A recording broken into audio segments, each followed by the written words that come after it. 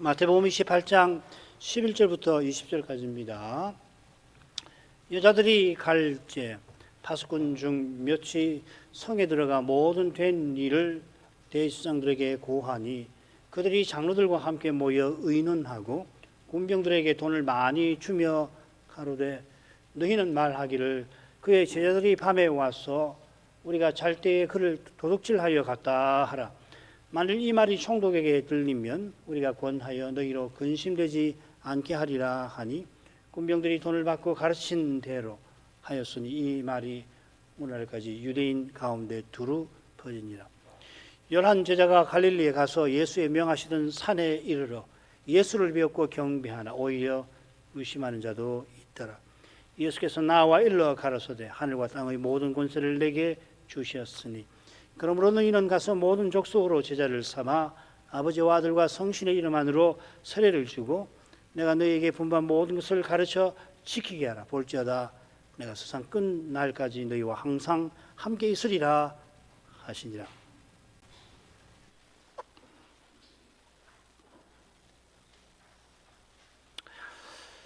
마태는 부활의 아침에 여인들이 무덤 찾은 일을 중요하게 다루고 오늘 오전에 생각했죠.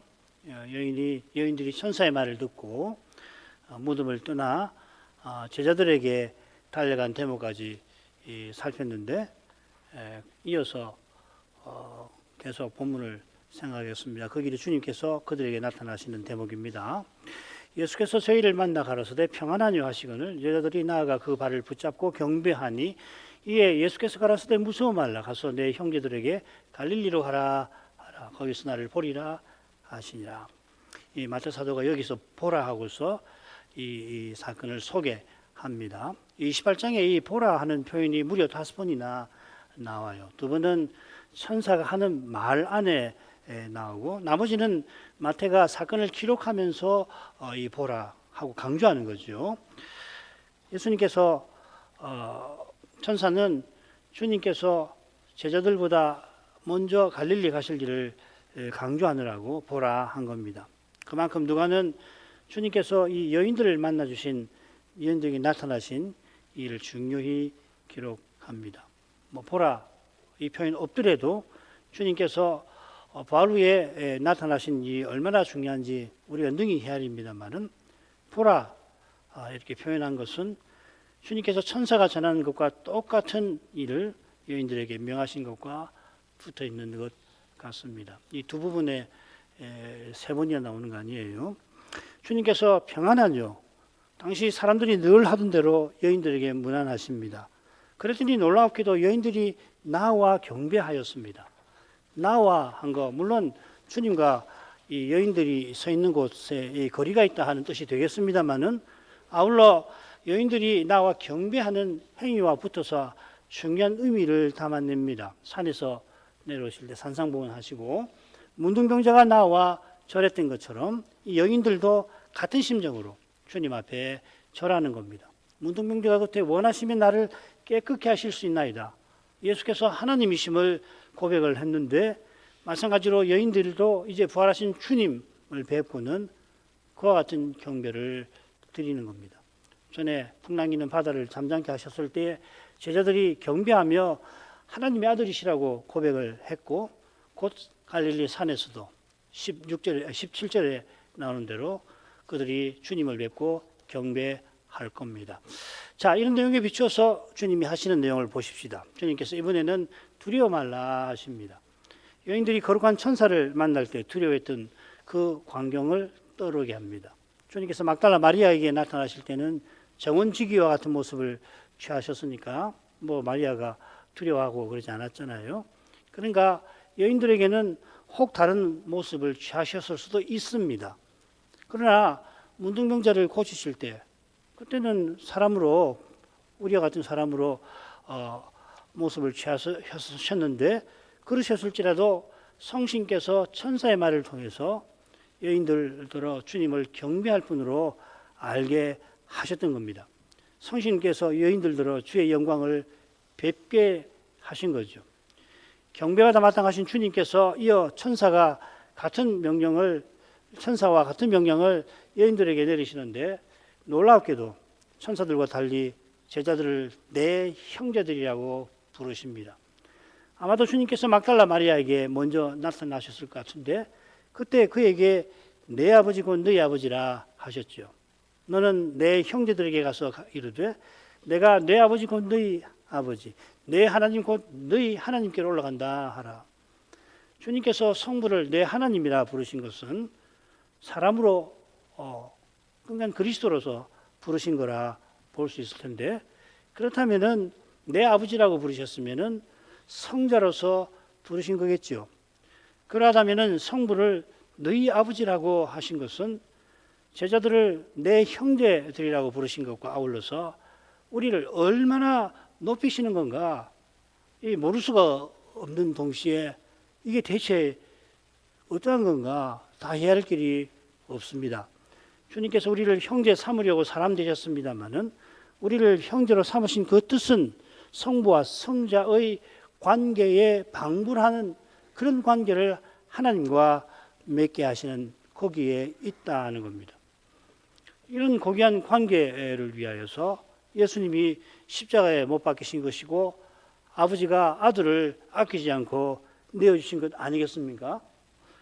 미련한 우리라도 주님의 십자가를 제대로 깨닫게 되면 우리에게 주신 이 구원이 얼마나 고상한 것인지 전혀 모를 수가 없게 됩니다마는 복음을 배울수록 인생을 하나님의 형상대로 창조하신 그 뜻이 얼마나 거룩한 것인가 맛보게 되는 것이죠. 이런 뜻을 제대로 깨닫는 교회와 신자라면은 더욱이 이런 시대에 그리스도 교회의 가장 바른 자태를 구현하고자 하는 소원이 심정이 자연히 일어나지 않을까. 이게 무슨 교만한 표현이라고 말하는 분들이 있는데 어림없는 이야기거든요. 이건 정말 그리스도의 사랑, 하나님의 사랑을 참으로 맛본 사람이 더구나 이 배도의 시대에 그러면 어떻게 할 건가? 어떻게 그 사랑에 조금치라도 보답할 수 있을까? 할 때 나오는 표현이란 말이죠. 바울은 이 점을 들어서 예정을 이렇게 교훈합니다. 하나님이 미리 아신 자들로 또한 그 아들의 형상을 본받게 하기 위하여 미리 정하셨으니 이는 그로 많은 형제 중에서 맏아들이 되게 하려 하심이니라. 똑같아요. 바울 역시 그 아들 성자께서 많은 형제 중에서 맏아들 되셨다고 설명을 하고 그 다음에 그 목적이 뭔가 하면 우리가 그 아들의 형상을 본받는 것이라 성자의 형상을 본받는 것이라고 교훈을 하고 있어요. 이는 성자께서 성신 안에서 아버지를 가까이 하고 순종하시는 것처럼 똑같을 수는 없습니다. 그처럼 그 영광을 우리가 예배에서 뵙고서 그 영광을 받아서 우리가 변모를 받아가지고 우리도 하나님을 그렇게 가까이 모시게 하시는 거다. 그 말이지요. 우리가 장차 부활에 이를 때 그리스도와 같아지지 결코 영원히 성자 혹은 신이 되는 거 아닙니다. 그러나 성부와 성자의 거룩한 관계에 영원히 다가가게 하실 것입니다. 인간의 언어로 겨우 담아내지만은 직접 경험하면 깜짝 놀라게 될 거예요. 바로 여기 우리 종교를 기독교라 부르는 심오한 진리가 담겨 있습니다. 우리 종교는 그야말로 기독교입니다. 그리스도교입니다. 바울의 이런 교훈은 한 종교 천재의 머리에서 나온 것이 아니라 예수님이 부활하신 후에 내 아버지 곧 너희 아버지이라 계시하신 말씀에서 나온 거죠. 우리는 이것을 예배에서 특별히 경험하는 겁니다. 그리고 우리 삶에서 실증하는 겁니다. 주님께서 내 형제들에게 갈릴리로 가라. 거기서 나를 보리라 말씀하시죠. 갈릴리 산에서 그들을 만나시기 전에 이미 여러 번 만나신 거 우리는 알고 있습니다. 그 도표 기억나실 텐데 거기 보면 부활하신 당일 그리고 그 일주일 그리고 그 다음에 갈릴리에서 만나 뵙기 전에 바다에서 만난 일 그때는 7 제자가 만났죠.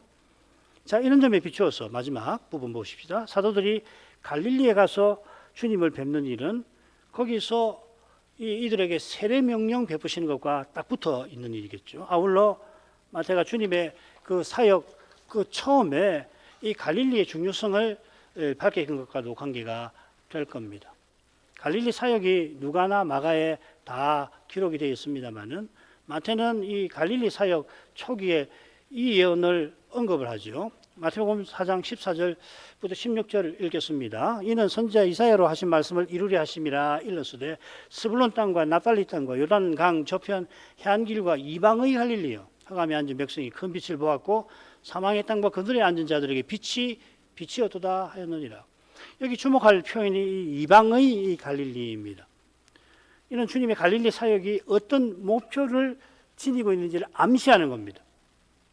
마태복음을 읽으면은 주님께서도 두 번 말씀하셨죠. 나는 이스라엘 집에 잃어버린 양에게 보냄을 받았다. 제자들에게도 너희가 딴 데로 가지 말고 그들에게 가라.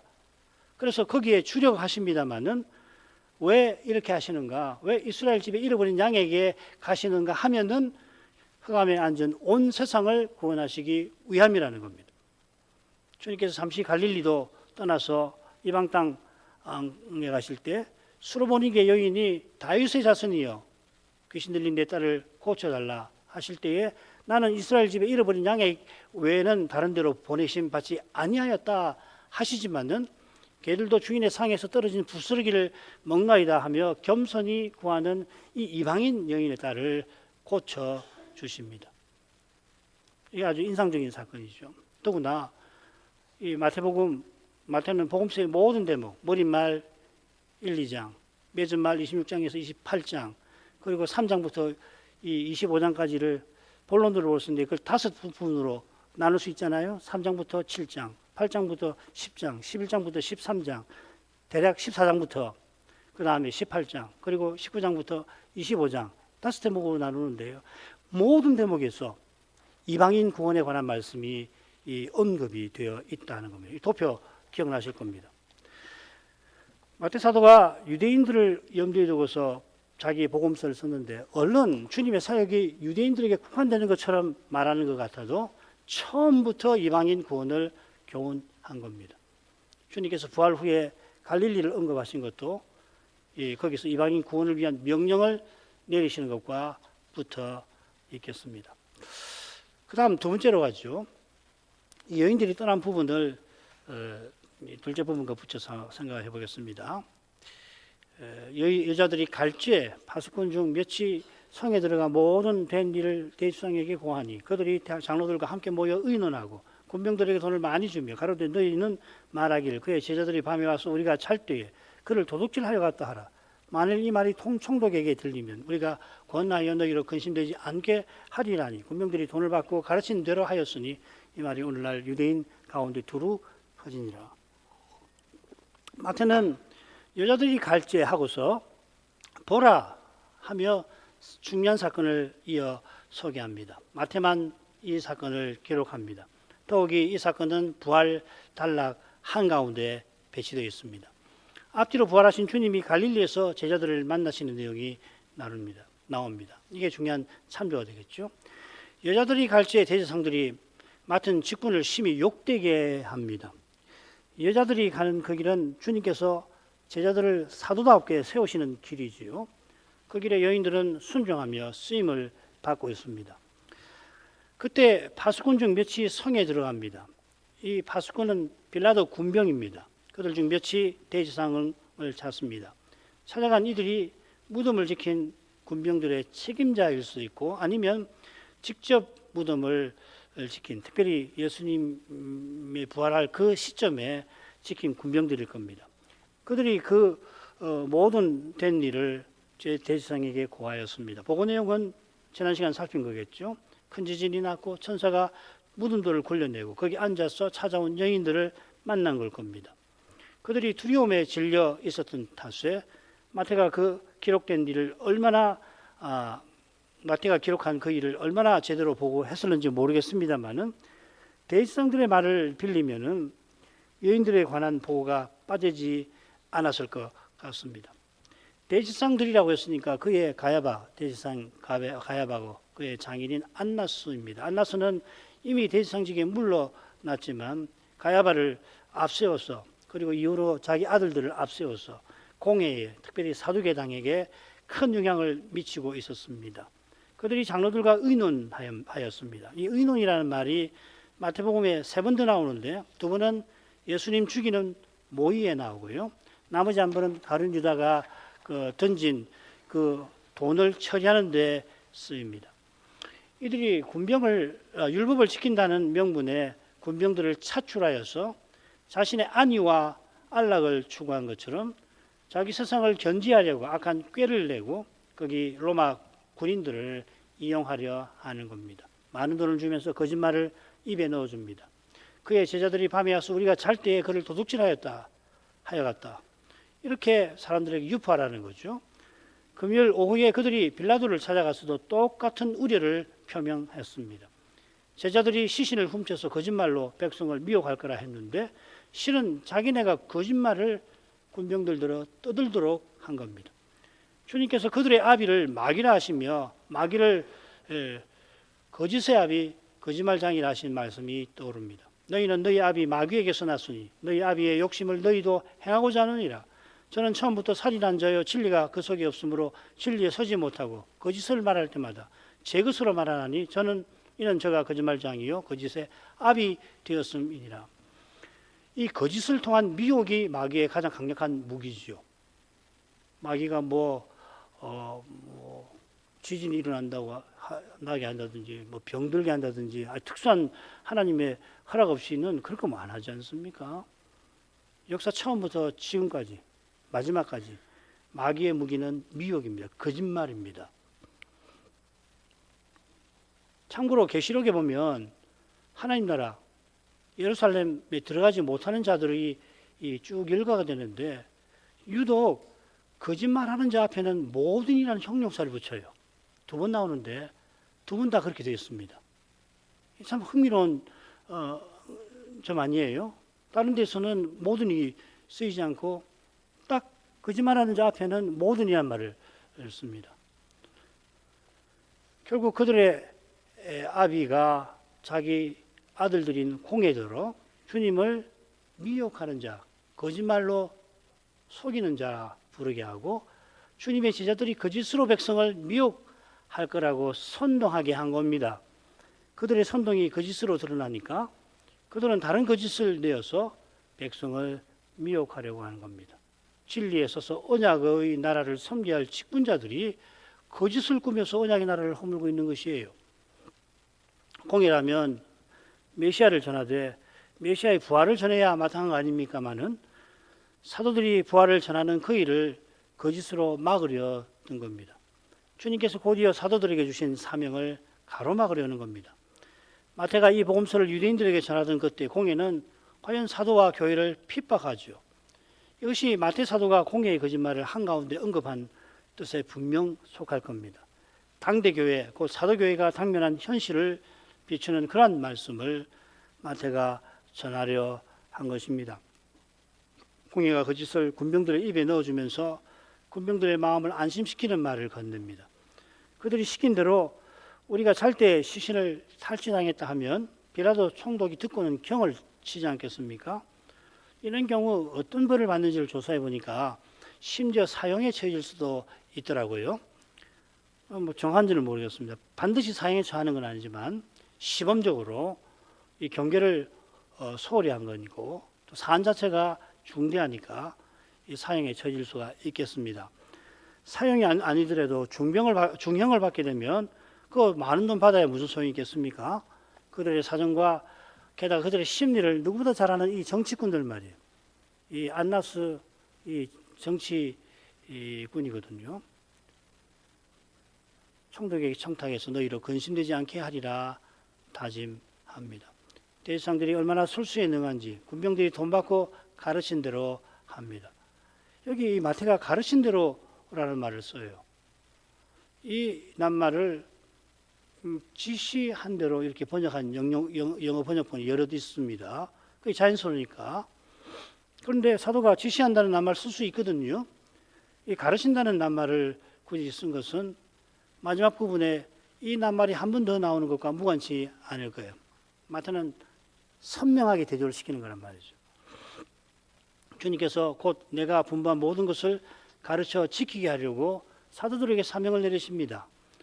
사도들이 온 세상에 나가서 이방인에게 그리스도의 교훈을 가르칠 텐데 지금 공예는 이게 이 사람들 대부분이 선생 아니에요. 이스라엘의 이방인 군병에게 거짓을 가르치고 있습니다.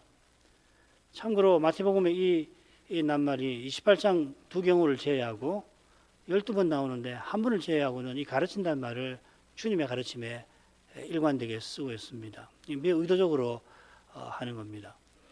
이런 거짓 가르침이 이 시대에 몰아닥치는 배도가 시작하려 하던 그때 놀랍게도 똑같이 등장을 해요. 이 소위 그 시신 도난설 말이에요. 마태 사도가 공예의 악한 깨와 거짓말이 오늘날까지 유대인 가운데 두루 퍼지니라. 마태가 복음서를 언제 썼는지 정확한 날짜를 연대를 알기는 어렵습니다. 일찍 잡는 분도 있고 늦게 잡는 분도 있는데요. 어차피 70년 전에 썼을 텐데 그때까지도 이 이야기가 두루 퍼지고 있더라. 소위 시신 도난설 아닙니까? 이 시신 도난설이 19세기에 유행하기 시작하던 예수전, 그때 이제 비평학자들이 예수의 전기를 막 썼는데 거기 예수님의 부활을 이런 식으로 설명을 해놨습니다. 시체 도난설. 그 이후로부터 이 복음서 비평사를 보면은 이 시신 도난설이 사라질 줄 몰라요. 복음서 비평학자들이 과학적 입증이 불가능한 예수님의 주님을 받아들일 수 없으니까 사도들이 부활을 그러면 어떻게 해서 전하게 됐나 그 근거로 기절설과 더불어 이런 주장을 들이댑니다. 기절설은 예수님이 십자가에서 실제로 돌아가신 거 아닌데 기절했는데 그거 모르고 내렸다가 차가운 무덤에 두었다가 나중에 그 정신을 차리셨다 뭐 이런 거 아니에요.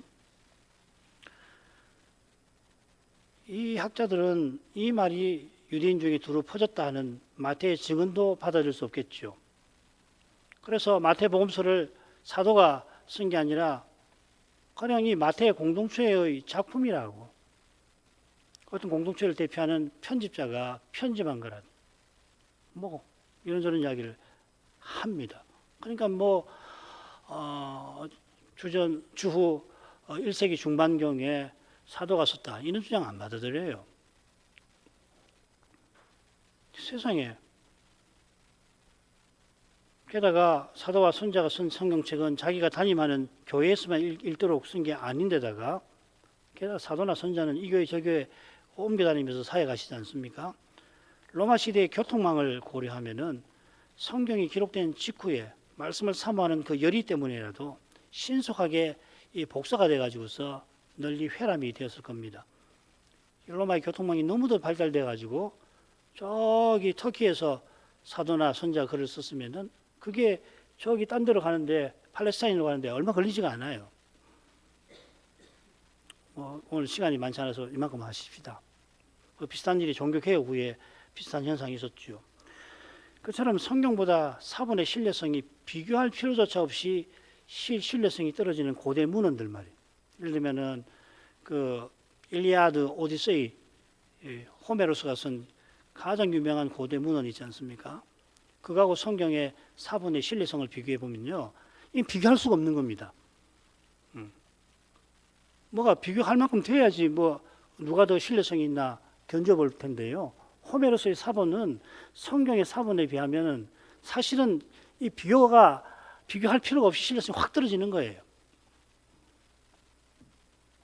그런 고대 문헌은 기꺼이 학문의 대상으로 삼는 이들이 마태의 증언을 불신한다면 이건 학문적 정직성을 심각하게 위배한 거 아니에요? 이렇게 뻔뻔스러워요. 바울이 500의 형제들에게 주님께서 일시에 나타나셨고 부활하신 주님을 함께 보니가 태반이다. 고린도전서 기록할 때 살아있다고 증언했습니다. 로마서 이 고린도전서를 바울의 서신이 아니라고 주장하는 학자는 비평학자 중에도 거의 없습니다. 제가 알기로는 한 사람이라도 있을까 말까 합니다. 그렇다면 바울의 이 증언이 조금이라도 사실이 아니라고 한다면은 이 서신은 이미 1세기 때에 바리새인의 공격을 견디지 못했을 거라고 보는 것이 학문적으로 타당한 거 아니에요? 그런데도 비평학자들은 그리스도의 부활은 과학적 검증이 불가능하니 사실이 아니라고 우겨대는 겁니다. 성경은 이런 학문의 대상 아닙니다. 믿음의 근거입니다. 하나님의 말씀입니다. 하나님은 이 성경을 통해서 지금도 우리에게 말씀하십니다. 성경 풀어 전하는 강설에 그리스도가 임재하셔서 친히 선포하십니다. 하지만 이 고백이 이 시대에 멸시받고 있고 더욱 그러할 것입니다. 그러나 주님은 세상 끝날까지 이 고백 위에 선 교회와 함께 하셔서 이 말씀을 쓰셔서 친히 승리를 거둬가실 것입니다. 마지막 부분을 읽겠습니다. 11 제자가 갈릴리에 가서 예수의 명하시던 산에 이르러 예수를 배웁고 경배하나 오히려 의심하는 자도 있더라. 예수께서 나와 일러 가라사대 하늘과 땅의 모든 권세를 내게 주셨으니 그러므로 너희는 가서 모든 족속으로 제자를 삼아 아버지와 아들과 성신의 이름 안으로 세례를 주고 내가 너희에게 분부한 모든 것을 가르쳐 지키게 하라. 볼지어다 세상 끝날까지 너희와 항상 함께 내가 너희와 항상 함께 있으리라 하시니라. 11 제자가 명하신 산에 이르렀습니다.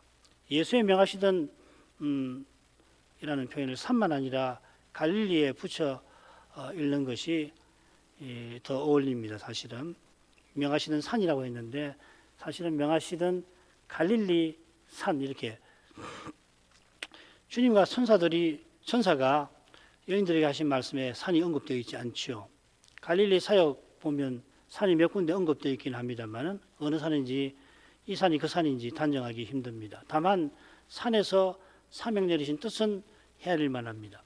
가령 산상에서 율법의 정신을 해명하여 천국 교훈을 베푸신 그 일을 또 시내산에서 여호와께서 율법을 베푸신 일에 견주는 이가 적지 않은데 갈릴리 산에서 내리신 명령은 시내산에서 언약 세우실 때 주신 사명과 비슷한 데가 있습니다.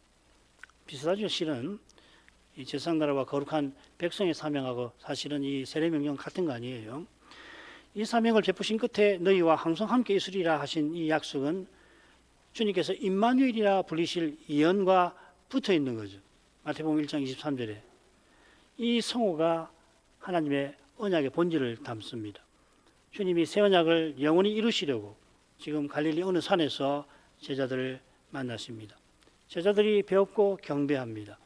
여인들도 그리하였습니다. 제자들은 토마까지도 주님을 이미 예루살렘에서 갈릴리 바다에서 배웠습니다. 최근에 갈릴리 바다에서 주님 말씀대로 잡은 고기가 주님 말씀대로 많은 고기를 잡은 7 제자는 틀림없이 경배하면서 의심하지 않았을 것 같아요. 그러나 의심하는 자도 들어 있습니다. 전에 바다를 걸어오실 때 베드로가 물 위에 걸어 주님께 가다가 바람이 무서워서 빠졌을 때에 주님께서 이 낱말을 씁니다. 믿음이 적은 자여 왜 의심하느냐. 이 표현이 마태복음만 아니라 신약 성경에 이 2군데에서만 나옵니다.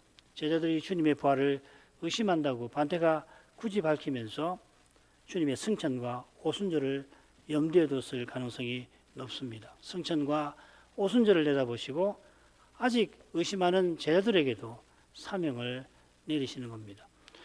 이는 세상 끝날까지 내가 너희와 함께 있으리라 하신 약속에도 암시되어 있습니다. 곧 성신을 부어 우리와 함께 하실 것을 가리킨 겁니다. 주님이 베푸신 명령을 되위임령, 세례명령이라 하는데 시간 관계상 게다가 우리는 천학재 목사님을 통해서 이 본문들을 얼마나 많은 강서를 들었는지 모릅니다. 성약 출판사에 가면은요, 거기 그 자료집에 2개의 귀한 자료가 있어요. 하나가 김홍조 목사님의 서책에 그 어떤 성경 말씀이 인용되었는지가 책과 페이지가 표기되어 있는 거.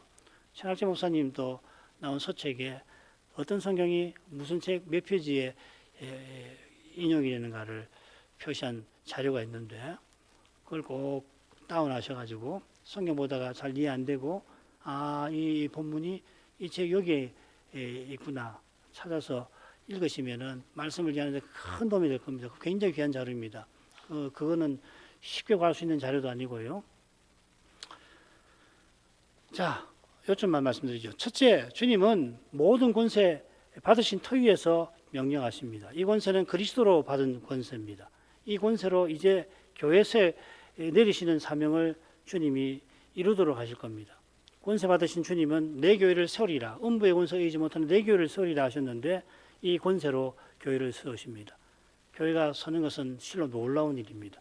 모든 권세로 가능한 일입니다. 둘째로 주님께서 주신 사명은 첫째로 세례 베풀어 교회에 속하게 하는 거고, 둘째로 분부한 모든 것을 가르쳐 지키게 하는 겁니다. 복음 진리를 사도가 전해서 교회를 세우고 복음 교훈을 베풀어 교회답게 서나가게 하는 겁니다. 이것은 제사장나라와 거룩한 백성의 사명과 매우 비슷합니다. 셋째로 교회답게 서나가는 거기서 삼위의 영광이 드러날 텐데, 삼위의 이름 안으로 세례받은 이가 성신 안에서 아버지와 그리스도와 함께하는 교제를 누리게 하시는 것, 이건 아까 우리 살폈죠. 이 사실이 내가 세상 끝날까지 너희와 함께 있으리라는 약속에 담겨 있습니다. 모든 시대 모든 교회가 이 약속 위에 굳게 서서 이 사명을 받들어야 합니다. 그 길은 오직 사도가 전한 대로 그리스도를 전하고 받는 거기서만 열리는 겁니다. 이 시대가 더욱 열악해져서 말 그대로 두세 사람이 주의 이름으로 모이게 되는 그때 주님이 거기 함께 하실 겁니다. 거기 함께 하셔서 실로 위대한 일을 신이 이루실 겁니다. 그 두 사람이 합심해서 실족해 하는 죄, 소위 배도의 문제를 두고 기도하게 하시고 그 기도가 응답되게 하실 것입니다. 옛적에 다니엘의 세 친구를 쓰신 것처럼 두세 사람을 통해서라도 온 세상을 뒤엎는 이 배도의 도전을 능히 이기게 하실 것입니다. 우리가 거기 쓰임받기를 바랄 뿐입니다. 기도하겠습니다.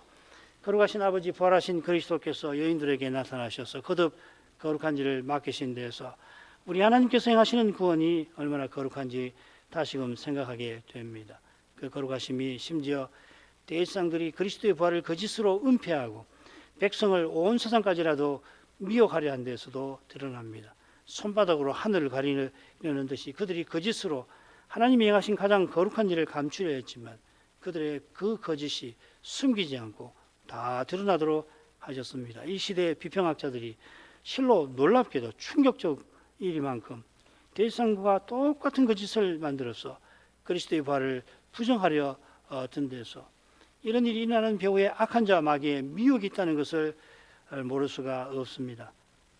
이런 거짓에서 특별히 정보가 범람하면서도 역설적으로 거짓이 점점 많이 유포되는 이런 현실을 볼 때에 저희가 거짓에 둔감해지기가 얼마나 쉬운지 모르는데 하늘 아버지 이런 거짓에서 늘 건져주시고 그래서 거룩한 감각을 잃지 않도록 오히려 진리의 말씀을 듣고 그 빛을 받아 이 거룩한 감각이 더욱더 분명하고 예리해질 수 있도록 이끌어 주옵소서. 예수님 이름으로 기도합니다.